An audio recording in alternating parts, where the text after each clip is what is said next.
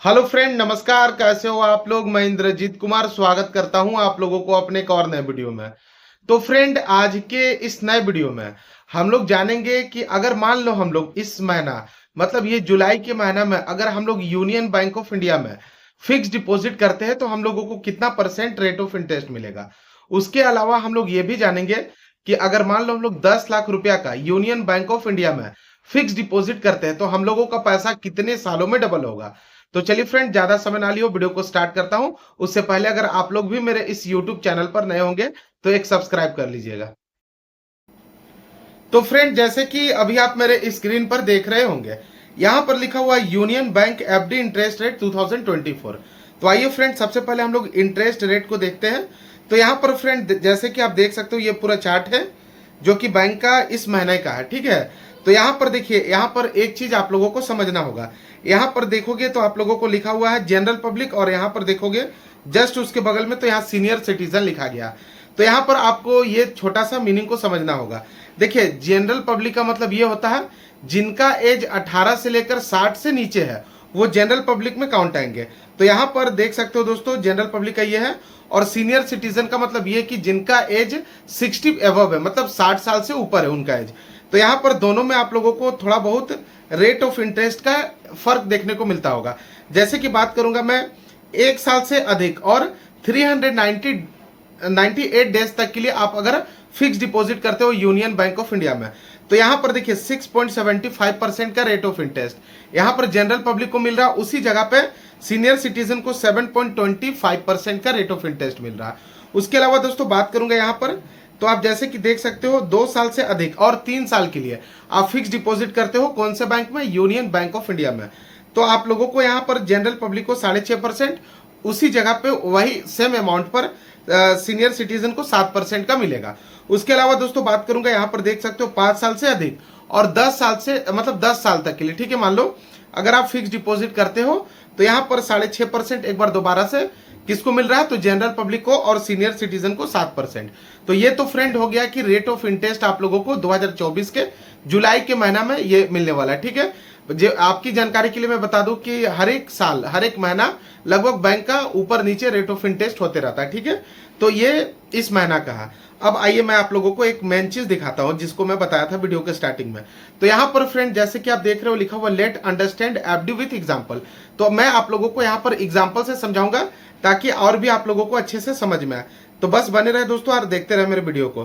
तो यहाँ पर देखिए दोस्तों, लिखा हुआ है, यहाँ देखिए, मान लो लिखा हुआ है यहाँ सपोज ए 60-year-old पर्सन, मतलब मान लो कि एक 60 साल के व्यक्ति आपके घर में, मेरे घर में या कहीं पर भी, ठीक है, उनका वो मतलब डिपॉजिट करते हैं 10 लाख रुपया को फिक्स डिपॉजिट में, ठीक है। फिक्स डिपॉजिट के यूनियन बैंक के स्कीम में वो 10 लाख रुपया को फिक्स डिपॉजिट करते हैं। कितने साल के लिए? 10 सालों के लिए, ठीक है। अब यहाँ पर देखोगे पॉइंट नंबर 4 में तो लिखा हुआ rate of interest for senior citizen 7%, मतलब कि यहाँ पर सीनियर सिटीजन को रेट ऑफ इंटरेस्ट 7% का मिलेगा।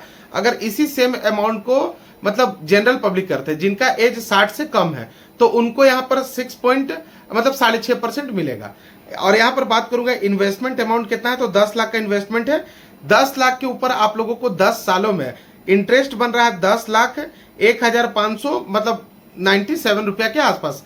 मतलब यहाँ पर देख सकते हो, अगर कहा जाएगा मैच्योरिटी डेट पे आप लोगों को, तो 20 लाख 150 मतलब 1,597 रुपीज आप लोगों को मिलेगा। तो यहाँ पर कहा जा सकता है दोस्तों कि आप लोगों का 10 साल में लगभग पैसा डबल हो गया। डबल से हल्का सा ज्यादा हो रहा, 1500-1600 रुपये डबल से अधिक आप लोगों को मिल रहा है। तो ये तो हो गया दोस्तों कि आप लोगों का पूरा इस महीना में अगर आप करते हो फिक्स डिपॉजिट कौन से बैंक में? यूनियन बैंक ऑफ इंडिया में, तो उस सबका मैं आप लोगों को डिटेल्स बता दिया। अब आप लोगों के मन में एक डाउट होगा कि कौन कौन से डॉक्यूमेंट रिक्वायर्ड होता है जब आप एफडी करने के लिए कोई भी बैंक में जाते हो। तो आइए उसको मैं आप लोगों को एक बार दिखा दे रहा हूं। तो फ्रेंड, जैसे कि आप अभी स्क्रीन पर मैं देख रहे हो, यहाँ पर लिखा हुआ features and benefit of union bank FD.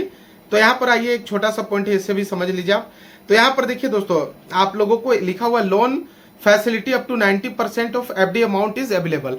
मतलब यहाँ पर एक बात को समझिएगा, जैसे कि मान लो आप लोग लोन लेने के लिए आज के टाइम में कहीं पर भी जाते हो, तो उसमें आप लोगों का बहुत समय जाता है। जैसे कि पहले आप लोग आधार कार्ड दोगे, पैन कार्ड दोगे, 6 महीना का सैलरी स्लिप अपना दोगे, उसके बाद आप लोगों का अगर सिविल स्कोर बढ़िया रहता है तो लोन मिलता है, ठीक है।